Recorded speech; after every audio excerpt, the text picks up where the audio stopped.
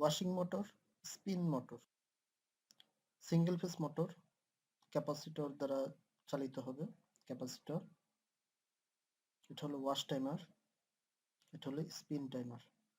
বাজার, 3 pin plug, ডোর switch. এই wash মোটরটাকে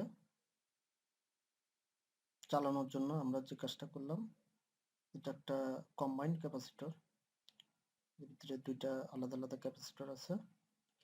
আমরা যে কাজটা করলাম, এটার দুই তারে ক্যাপাসিটর কানেক্ট করে দিলাম। এখন যে কাজটা করব, তৃতীয় তারের লাইন আসবে এবং এই দুইটা, যেটা একটাতে দিলে ফরওয়ার্ড ঘুরবে আর একটাতে দিলে রিভার্স ঘুরবে। একইভাবে অন্য দুইটা ক্যাপাসিটর আপনি এখানে লাল এবং হলুদে কানেক্ট করলাম।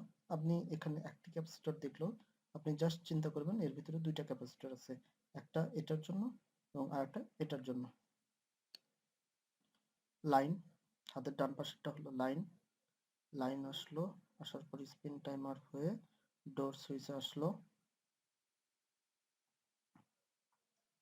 একই সাথে ডোর সুইচ থেকে আমার স্পিন মোটরে গেল। একই সাথে আর একটা লাইন এদিকে আসলো, আসার পরে ওয়াশ টাইমারে আসলো। টাইমার থেকে যে জিনিসটা হলো মোটরে কানেক্ট হলো। এটা ফরওয়ার্ড করবে, রিভার্স করবে, ওয়াশ টাইমার এটা ফরওয়ার্ড রিভার্স যে ঘোরার বিষয়টা সেটা এর ভিতরেই কন্ট্রোল হবে, এই টাইমারের ভিতরেই সেটা কন্ট্রোল হবে। একই সাথে এটা বাজারেও কানেক্ট হলো। এখানে আসলে সিম্বলটা দেখানো হয়েছে 12 ভোল্টের বাজার, কিন্তু এটা আসলে এই যে ছবিটা দেওয়া আছে এটা 12 ভোল্টের বাজারের ছবি দেওয়া হলো, এটা আসলে 220 ভোল্টের বাজার।